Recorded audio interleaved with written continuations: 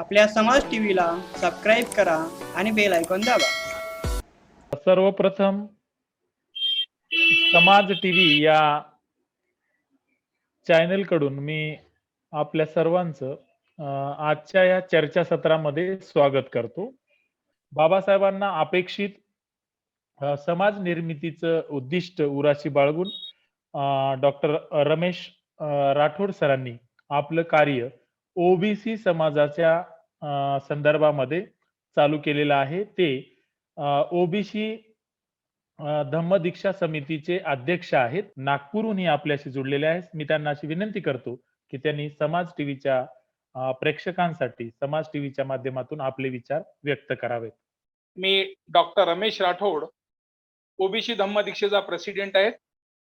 मी OBC लोकांना बुद्ध धम्माकडे आणण्यासाठी सातत्याने प्रयत्न करतो आहे आणि दरवर्षी 25 डिसेंबरला ओबीसी लोकांचा धम्मदीक्षेचा कार्यक्रम नागपूर शहरात आयोजित करत असतो.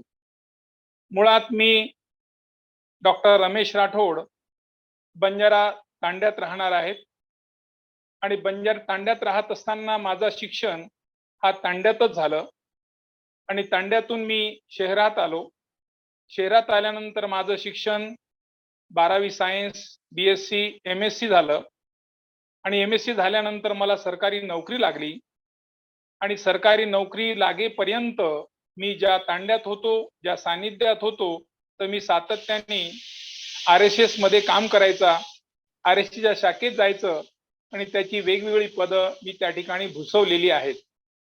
यथायोग मला नोकरी लागल्यानंतर माझ्या मित्रांनी मला आग्रहास्तव स्वतःच्या खर्चाने एका बामशेपच्या कार्यक्रमाला नेल्या गेलं आणि त्या कार्यक्रमात गेल्यानंतर त्या ठिकाणी मी बाबासाहेबांची कार्य आणि बुद्धाविषयी माहिती त्या ठिकाणी मला मिळाली आणि त्यावेळेस मला कळलं की माझ्या जीवनाला घडवण्यासाठी कोण कारणीभूत आहेत, कशामुळे माझ्या इथपर्यंत शिक्षण झालं आणि मला जी नोकरी लागली ही कोणामुळे लागली, याला कोण कारणीभूत आहेत, हे मला त्यांच्या 5 दिवसाच्या त्या राष्ट्रीय अधिवेशनामध्ये ऐकल्यानंतर माझी डोळे उघडली. त्यानंतर मला बाबासाहेबांविषयी आत्मीयता निर्माण झाली. या महामानवांनी माझ्यासाठी, माझ्या कल्याणासाठी, मी त्यांना ओळखत नाही, माझा जातीचा नाही, पंथाचा नाही, परंतु एवढे मोठी कार्य त्यांनी माझ्यासाठी केल्या गेलं. त्यामुळे माझ्या जीवनामध्ये जो काही आज प्रकाशमय जीवन दिसतो आहे याचा उलगडा मी वारंवार होत गेलं आणि मग मी बाबासाहेबांना वाचण्यासाठी, ऐकण्यासाठी, बाबासाहेब साहित्य मिळवण्यासाठी सातत्याने प्रयत्न करत राहिलो. मुळात मी तांड्यातला असल्यामुळे मला खेड्यातलं शिक्षण, त्यानंतर मी सायन्स घेतलं, सायन्समध्ये इंग्रजीचं शिक्षण आणि पूर्ण 12वी म्हणजे 11वी पासून तर BSc MSc पर्यंत मला पूर्ण इंग्रजी शिक्षण होतं आणि सायन्सचे विद्यार्थी साधारणतः हे नुसतं वाचत राहतात आणि बाबासाहेब मला कधी कुठे वाचायला मिळाला नाही, कधी कुठे ऐकायला मिळाला नाही. त्यामुळे मी त्यांच्यापासून कोसो दूर होतो, परंतु या अनुषंगाने मला बाबासाहेब ऐकायला मिळालं आणि मी MSc मुळात झालो होतो. योगायोगाने माझी बदली नागपूर शहरात झाली आणि नागपूरमध्ये बाबासाहेबांचे कुठे कार्यक्रम होतात का, बाबासाहेबांचं साहित्य कुठं मिळतं का, या शोधातच होतो मी. नागपूर शहरात दीक्षाभूमी आहे हे सुद्धा मला माहित नव्हतं, परंतु या शोधात असल्यामुळे मला नागपूर शहरात दीक्षाभूमी कळली, दीक्षाभूमी जाऊन आलो. त्यानंतर बाबासाहेबांच्या बाबतीत कुठे काही माहिती मिळतं का या शोधत राहिलो आणि अशा शोधामध्ये मी नागपूरमध्ये आल्यानंतर माझं MSc ऑलरेडी झालं होतं, तर चला MSW करावं म्हणून मी MSW ला ऍडमिशन घेतलं आणि यथायोग माझा मित्र आकाशवाणीला मी कार्यक्रम देत राहत होतो, त्यामधील माझा एक मित्र प्रोग्राम ऑफिसर तो मला मिळाला आणि तो डॉक्टर बाबासाहेब आंबेडकर विचारधारा या ठिकाणी तो प्रवेश घेत होता आणि मी त्याला विचारलं, अशोक काय करतोय? तर मी इथे प्रवेश घेतोय. कशाला प्रवेश घेतोय? मी डॉक्टर बाबासाहेब आंबेडकर विचारधारा. मग डॉक्टर बाबासाहेब आंबेडकर विचारधारा हा म्हणजे सब्जेक्ट आहे का, हा डिग्री आहेत का, पदवी आहे का, काय आहे? तो म्हणाला की हा MA मध्ये आहे.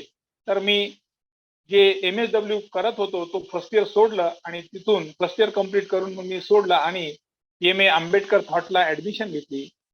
जेव्हा एम.ए. आंबेडकरला ऍडमिशन घेतल्यानंतर मला बाबासाहेबांचा जो इतिहास होता तो पूर्णपणे फर्स्ट इयर मध्ये माहीत झालं. सेकंड इयर मध्ये खूप त्याची उजळणी झाली आणि चांगले अभ्यासक सर मला मिळाली आणि माझ्या मनामध्ये धम्माविषयी खूप आत्मीयता सातत्याने वाढत गेली.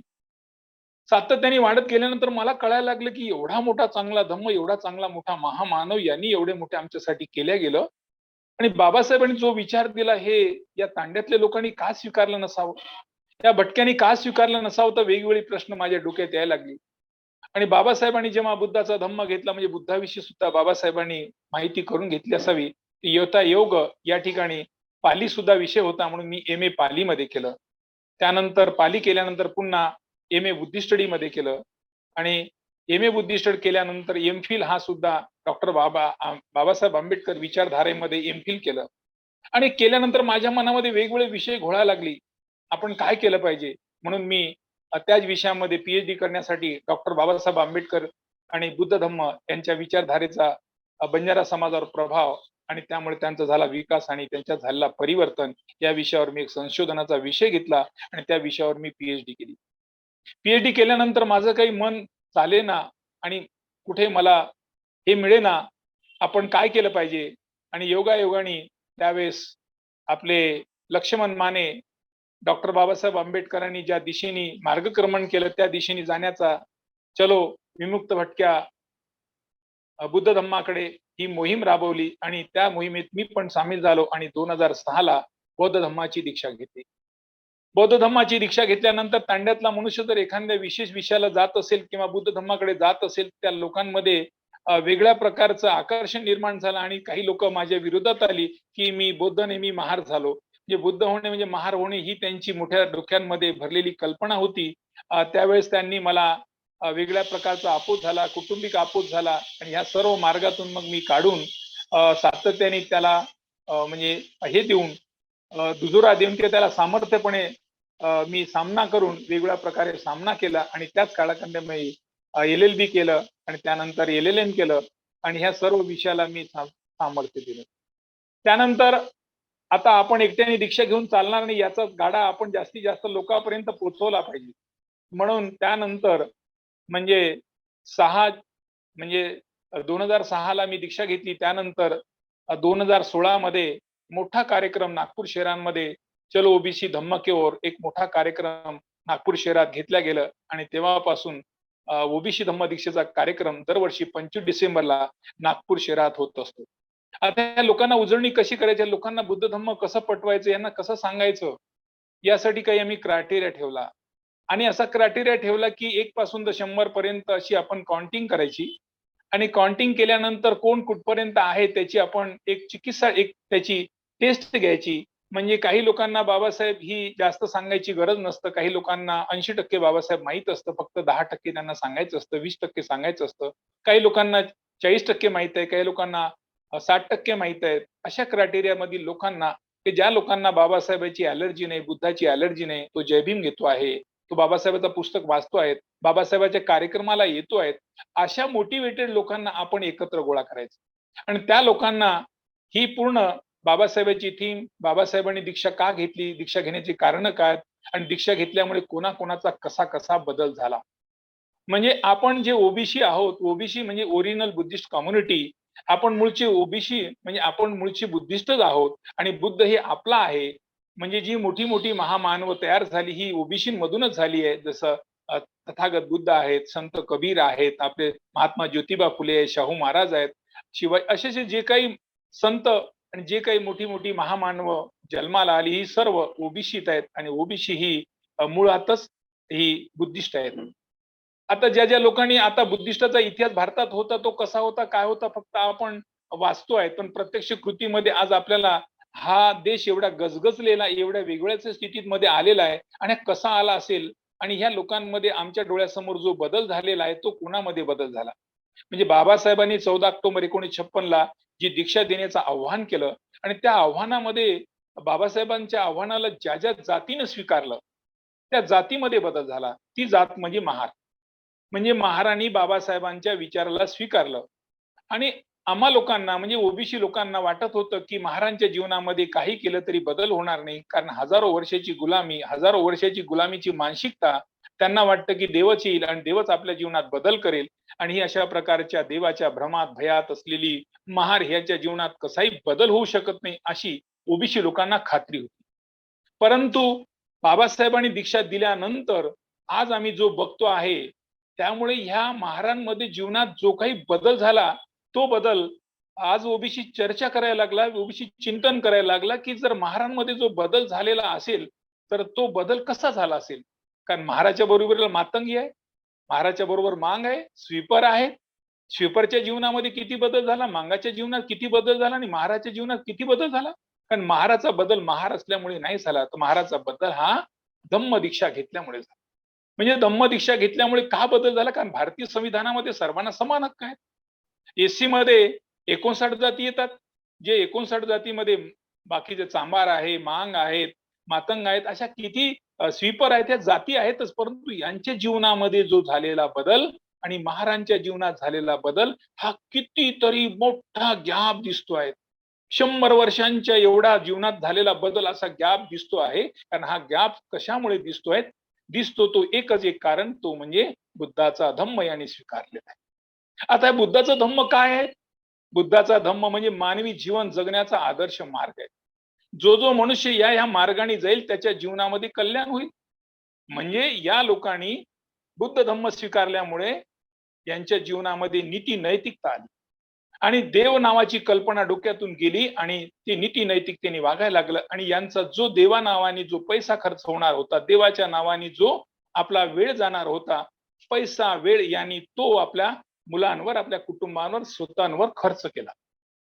स्वतःवर खर्च केल्यामुळे काय झालं, आता हे लोक आम्ही नेहमी विचार करतात ओबीसी लोक, हे लोक दररोज त्रिरत्नाला वंदन करतात, सम्यक संबुद्धाला वंदन करतात आणि हे म्हणतात की बुद्धम शरणम गच्छामी, धम्मम शरणम गच्छामी, संगम शरणम गच्छामी. असं काय असेल बाबा बुद्धम शरणम गच्छामी? आता ओबीसीच्या लक्षात आलं की ती त्या बुद्धीला शरण जातात, त्या बुद्धीला अनुसरण करतात, त्या बुद्धीला वारंवार प्रेरणा देतात, ऊर्जा देतात, म्हणतात की त्या बुद्धीला बुद्धम शरणम गच्छामी, असा तू बुद्धिमान हो की तुझ्या बुद्धीची सर्व लोक एक तुझ्या बुद्धी समोर नतमस्तक झाली पाहिजेत. असं का केलं असेल?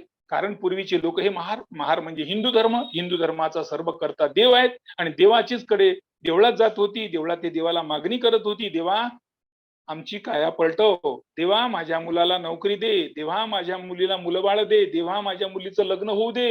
हे कितीतरी वर्ष देवाची याचना करणारी लोक आता देव मंदिरं सोडली. का बरं सोडली? कारण त्यांना बाबासाहेबांनी मंत्र दिला की तुम्हाला तुमचा जर कल्याण करायचं असेल तर देवळात जाण्याची काही गरज नाहीये. देवळाला पर्याय काय दिला? तो पर्याय दिला यांना शाळेत जा. शाळेत झाल्यानंतर ते म्हणाले आम्ही कसे जाऊ, आम्हाला कोणतीच व्यवस्था, तुमची सारी व्यवस्था केलेली आहे. पहिला वर्ग पास हो, दुसरा वर्ग पास हो, तिसरा वर्ग पास हो, असा पास हो तो 10वी पर्यंत गेला. खेड्यातला मुलगा 10वी पास झाल्यानंतर म्हणाला आता शहरात कसं जायचं? शहरात सुद्धा बाबासाहेबांनी त्यांच्या शिक्षणाची व्यवस्था केली, त्याच्या स्कॉलरशिपची व्यवस्था केली. 12वी झाला, फर्स्ट इयर झाला, सेकंड इयर झाला, फायनल झाला. त्यानंतर फायनल झाल्यानंतर कोणाला वाटतं की मी एमएससी करावा, कोणाला वाटतं एमए करावा, कोणाला वाटतं त्या केल्यानंतर पीएचडी करावं. ते सुद्धा सर्वांची दारं उघडली आणि आज या समाजांमध्ये एमएससी, पीएचडी, डॉक्टरेट लोक तयार झाली. तेवढ्यानी संपलं नाही. तुम्हाला कोणती नोकरी करायची आहे, तुम्हाला युपीएससी परीक्षा द्यायची, कलेक्टर व्हायचं असेल, आयपीएस व्हायचंय, आयएफएस व्हायचंय, विदेशात जायचंय, हे तुमच्यासाठी सर्व मार्ग उघडलेला आहे आणि त्या दिशेने ह्या लोकांनी बाबासाहेबांनी सांगितलं त्याप्रमाणे गेलीत. आज कितीतरी डॉक्टर, इंजिनियर, कलेक्टर, त्याचबरोबर मोठी मोठी आयपीएस ऑफिसर या समाजातली लोक आज मिळायला लागली आहेत. या बुद्धीचा किती मोठा विकास झाला. नागपूर शहरांमध्ये डॉक्टर, एक मोठा डॉक्टर आहेत चंद्रशेखर मेश्राम, एक जगातल्या जी काही न्यूरोलॉजिस्ट आहेत, जगातले जे बुद्धीचे तज्ञ, त्याचा तो जागतिक लेवलचा त्या संघटनेचा अध्यक्ष आहे. ज्या महाराला खायला सोय नव्हती, बसायला जागा नव्हती, उठायला जागा नव्हती, झोटा बुटा थाटा माटात येऊन तो आज जागतिक पातळीवर जाऊन पोहोचलाय. कशामुळे? बाबासाहेबांनी दिलेल्या दिशेमुळे जाऊन. आज एक मुलगी, मागच्या वेळेस माहित असेल तुम्हाला, आयएस मध्ये टॉनी डॉबी नावाची मुलगी ती आयएसच्या परीक्षेमध्ये टॉप अप आली. अशी कितीतरी मुलं ह्या फक्त आणि फक्त बाबासाहेबांच्या दिशेने मार्गक्रमण केल्यामुळे यांच्या जीवनामध्ये हा बदल झाला. हा सबळ पुरावा आज ओबीसी समाजांसमोर आहे. म्हणून ओबीसी समाजाने केलं की बुद्धम शरणम गच्छामी, म्हणजे त्या बुद्धीला हे अनुसरण करतात, त्या बुद्धीची विचार करतात, त्या बुद्धीबद्दलच बोलतात. म्हणून यांची बुद्धी आज या लोकांमध्ये इतिहासकारक जे समजा आपण काही साहित्यिक म्हणता येईल, त्या साहित्यिक आणि जागतिक लेवलला साहित्याचं निर्माण केलं. आता नागपूर शहरांमध्ये यशवंत मनोहर सारखा मोठा साहित्यिक आहे. म्हणजे या समाजांमध्ये साहित्यिक मोठे निर्माण झाले, ज्या लेखनाची कोणी कोणत्या प्रकारची दखल न घेणारी आज त्यांची दखल घ्यायला लागली आहे. त्यांच्या म्हणजे अशा प्रकारचं शिक्षण, कितीतरी डॉक्टर, किती इंजिनियर, किती वकील असतील, म्हणजे सर्व सरळ सरळ ओबीसी समाजांसमोर एक मोठा आदर्श निर्माण झाला की या लोकांमध्ये जो बदल झालेला आहे, बदलाचं एकमेव कारण तो म्हणजे बुद्धाचा धम्म. बुद्धाचा धम्म काय? धम्म म्हणजे मानवी जीवन जगण्याचा मार्ग. जो जो मनुष्य ह्या मार्गाने जाईल त्याच्या जीवनामध्ये 100% कल्याण होतं. म्हणून ते म्हणतात धम्मम शरणम गच्छामी, त्या धम्माला शरण जातात. त्या धम्मामध्ये काय आहेत? पाणातिपाता वेरमणी शिखापदम समाधी. आणि पाणातिपाता वेरमणी शिखापदम समाधी याचा अर्थ का? मी हिंसा करणार नाही. कोणती हिंसा करणार नाही? कायानी करणार नाही, वाचेनी करणार नाही, मनानी करणार नाही. म्हणजे मी कोणत्याही प्रकारे हिंसा न केल्यामुळे हिंसक होणार नाही, कोणाचाही बी अकल्याण होणार नाही, त्याचाही बी कल्याण होईल, माझंही कल्याण होईल. कारण मी कोणत्या जीवाला जन्माला घातलेलं नाही, मी कोणासाठी कोणती गोष्टी केलेली नाहीत, त्यामुळे मी कोणत्या प्रकारची हिंसा करणार नाही. म्हणून तो अहिंसक नाहीये, तो हिंसक नाहीये, तो अहिंसक झालेला आहे. म्हणजे ही मोठा झालेला बदल. कारण दररोज मनाला प्रशिक्षित करत असतात. आणि दुसरं म्हणतात अदिन्नदाना वेरमणी शिखापदम समाधी. आणि जी गोष्ट माझी नाहीये, त्या गोष्टीसाठी मी परिश्रम केलेला नाही, ती गोष्ट मी कशाला घेऊ? मी चोरी करणार नाही. म्हणजे आज जो त्या बुद्ध आईच्या पोटी जन्माला जर मुलगा असेल, बुद्ध बापाच्या पोटी जन्माला मुलगा आला असेल, तर आज जो देशांमध्ये भ्रष्टाचार दिसतो आहे, आज जो खाणारा जो सातत्याने देशाला समाजाला लुटतोय, तो लुटला नसतो. कारण त्या आईने त्याला सांगितलं असतं अदिनदाना वेरमणी शिखापदम समाध्यानी, जी वस्तू माझी नाही ती मी घेणार नाही, मी चोरी करणार नाही. कारण ते आईच्या पोटी तो पोरगा जन्माला आला, तर त्यामुळे या समाजातील जी काही आज पोलीस यंत्रणा आहे, जी कोर्ट कचेरी आहेत, त्याला पोलिसाकडे जाणार नाही, ते कोणत्या प्रकारचा रिपोर्ट करणार नाही. आणि त्या मुलांवर, चोरी करणाऱ्यावर चोरीचा ठप्पा लागणार नाही, तो चोर होणार नाही आणि त्याची वस्तू चोरीला जाणार नाही. म्हणजे तुझंही कल्याण, माझंही कल्याण, एवढा मोठा कल्याणी मार्ग हा बुद्धाचा आहे.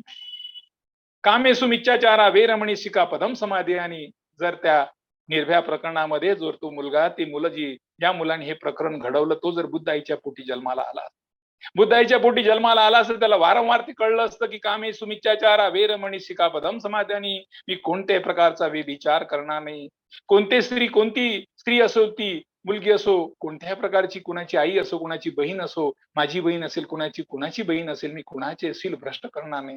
कारण मी शीलवान होईल आणि शीलवान असल्यामुळे माझं शील भ्रष्ट होणार नाही. त्या कोणत्याही परिस्थिती असेल त्याचं शील भ्रष्ट होणार नाही. म्हणजे माझाही कल्याण, त्याचाही कल्याण.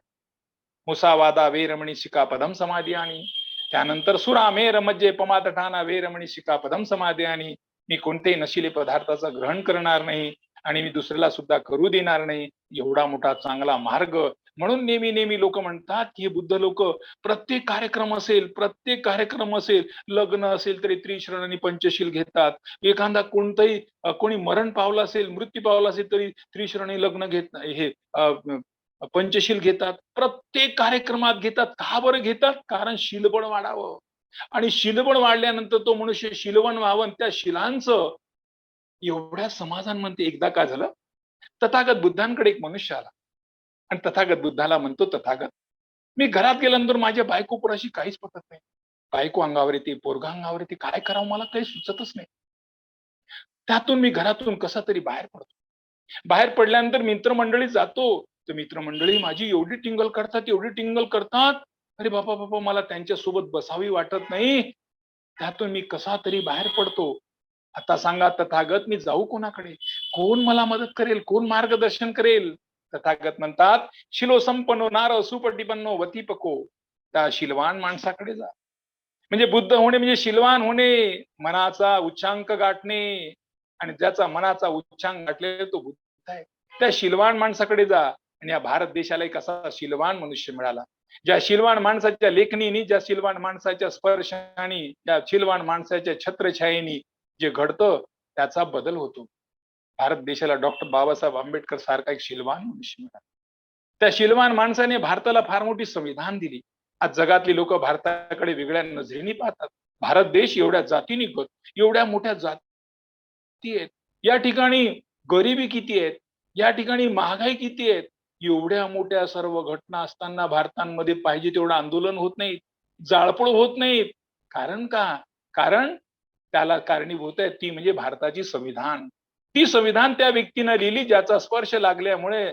कारण कोण व्यक्ती आहे? तो शीलवान मनुष्य. म्हणून शीलवान मनुष्याचा स्पर्श लागला तर देश एकरूप राहू शकतो. भारताच्या प्रधानमंत्रीला देशामध्ये लॉकडाऊन लावण्यासाठी काही वेळ लागला नाही, परंतु अमेरिकेचा जो राष्ट्रपती होता त्याला कितीतरी दिवस लॉकडाऊन लावताना काय, कशाची करिश्मा, कशाचा परिणाम आहे?